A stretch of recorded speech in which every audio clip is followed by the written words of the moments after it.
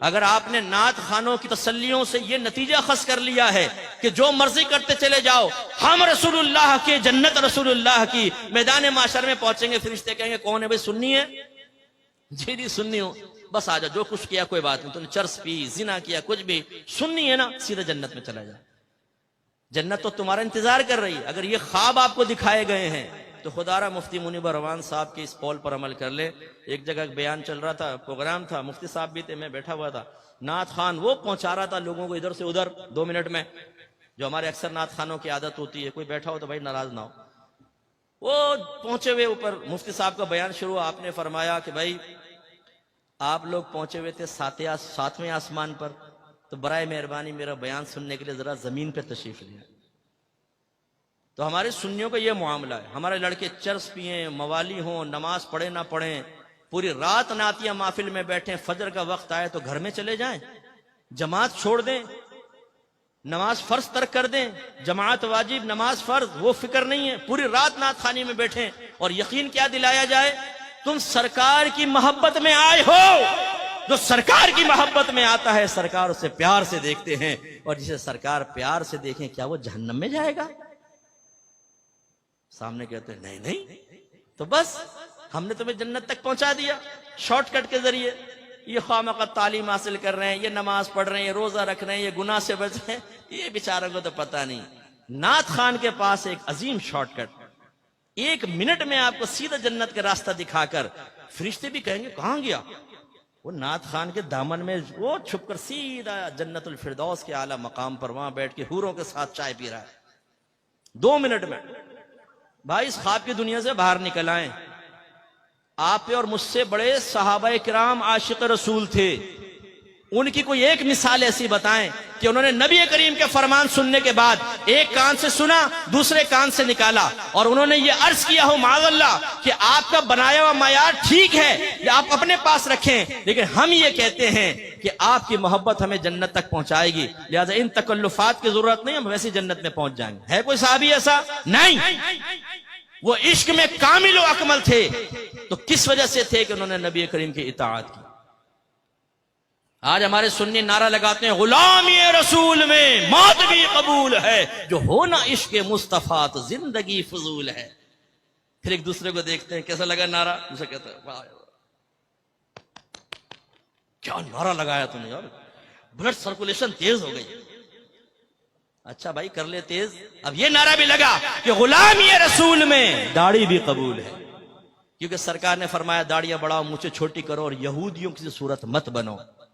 ये नारा लगा गुलामी रसूल में बाकायदा इल्म दीन सीखना भी कबूल है, कि आपके नबी ने फरमाया तलबुल इल्मी फरीदतुन अला कुल्ली मुस्लिम, इल्म का हासिल करना हर आकिल बालिग मुसलमान मर्द और औरत पर फर्ज है।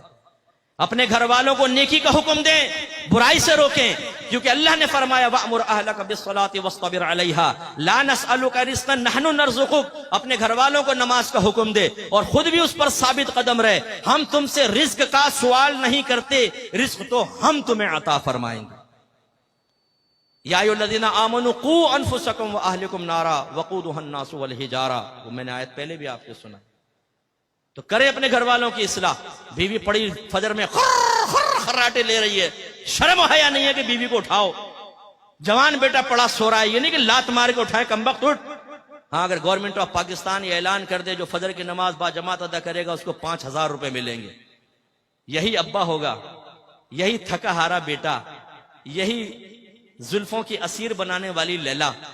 फिर इस मजनून को और इस अब्बा को देखें आप, लात मार के ना उठाए बेटे को, कमबख्त उठ, 5000 का मामला है, 5 तेरे 5 मेरे 5 छोटे बेटे के 15000 रुपए रोज, एक नमाज के, फिर 5 नमाज, फिर महीने की कैलकुलेशन करके अब्बा क्या कल हो अपने तो वारे न्यारे हो गए। तो आपकी बात नहीं कर रहा हूं, ये दुनियादार किस्म के लोगों की बात कर रहा हूं। लेकिन सोचिए कि हम क्या कर रहे हैं। इसी तरह ये नारा लगाएं कि गुलामी रसूल में हर गुनाह छोड़ना भी कबूल है, क्योंकि मेरी वालिदा सैयदा आयशा सिद्दीक़ा रज़ियल्लाहु तआला अन्हा कहती हैं कि नबी करीम सल्लल्लाहु अलैहि वसल्लम अपने जात की खातिर कभी किसी से इंतकाम नहीं लेते थे, लेकिन जब कोई अगर अल्लाह की नाफरमानी करता तो सरकार उससे इंतकाम लेते थे। इंतकाम का मतलब उस पर सजा जारी करते थे। इजहार नाराजगी फरमाते थे। अगर आप ये समझते हैं कि नात खानी में बैठने के बाद मैं नमाज़े कज़ा करूं, मैं लड़कीबाजी करूं, मैं सेक्स चैट करूं, मैं पोर्न वेबसाइट के विजिट करूं, मैं गंदी हरकतों में मुलव्वस रहूं और सरकार मुझे मोहब्बत भरी निगाहों से देखे, तो ये आपकी खाम ख्याली है। नाफरमानी और मोहब्बत रसूल जमा हो सकती है, इसका इनकार नहीं है। शेख अब्दुल मुहद्दिस देहलवी रहमतुल्लाह अलैह फरमाते हैं कि नाफरमान अपने दिल में मोहब्बत रसूल रखे, ये मुमकिन है, लेकिन फरमाया वो मोहब्बत रसूल में नाकिस है। इसलिए कि मोहब्बत रसूल का तकाजा ये है, महबूब का तकाजा ये है कि महबूब के कहे पर चले। लोग तो अपने महबूब के लिए उस्तादों को छोड़ देते हैं, लोग तो अपने महबूब के लिए एकेडमियों को छोड़ देते हैं, लोग तो अपने महबूब के लिए उस्तादों से बदतमीजी के लिए तैयार हो जाते हैं। ये मोहब्बत का तकाजा है, ऐसा होना चाहिए मोहब्बत, कामिल मोहब्बत, पक्की मोहब्बत। ये औरत की मोहब्बत में इंसान सब कुछ कुर्बान कर दे, ये है कामिल मोहब्बत। बस मैं कहता हूं कि इसकी मिसल नहीं कह रहा हूं, ऐसी मोहब्बत हमारी होनी चाहिए कि नबी करीम की मोहब्बत में बाप नाराज हो, मां नाराज हो, दोस्त नाराज हो जाए, कोई भी नाराज हो, जब मेरे नबी ने फरमा दिया तो मैं नबी का कहना मानूंगा, सबके नाराजगी मोल लूंगा। यह है मोहब्बत। यहां तो नफ्स शैतान ही इतना गालिब है, अल्लाह नाराज हो, रसूल नाराज हो, नफ्स शैतान नाराज ना हो, यह रविश सही नहीं है। तो इसलिए मैं आप सबसे गुजारिश करता हूं, आइए, अल हक स्कॉलर्स एकेडमी आपको दावत देती है, यहां पर आकर कुरान सुने, दीन सीखें, अकायद की इस्लाह करें, तज़किया नफ्स करें, किताब और हिकमत सीखें, आप खुद भी सीखें, उम्र के किसी भी हिस्से में हो। मैं अपने बुजुर्गों से अर्ज करता हूं, आईने में अपने सफेद बालों को देखकर यह सोचना कि अब तो उम्र गुजर गई, छोड़ दो, नहीं। एक बुजुर्ग के पास एक बूढ़ा शख्स आया, कहने लगा मैं तौबा करना चाहता हूं। आपने फरमाया कि बहुत देर से आए। उसने कहा हुजूर बहुत जल्दी आ गया हूं क्योंकि मौत से पहले आया हूं। तो ये ना सोचिए कि जी हमने तो पूरी जिंदगी गुजार दी, अब क्या इल्म सीखे, नहीं। अगर आप इस तरह चले गए तो हो सकता है जवानी में की गई गलतियों का खमियाजा भुगतना पड़े। सफेद बालों का मतलब ये नहीं है कि अगर आपकी जबान से जवानी में कलिमा कुफ्र निकला था तो मुआफ कर दिया जाएगा। आप अगर नमाजें कज़ा करते रहे थे तो सिर्फ आपकी सफेद दाढ़ी को देखकर नमाजें कज़ा करने का गुनाह मुआफ कर दिया जाएगा। ये कहां से आपने नतीजा निकाला?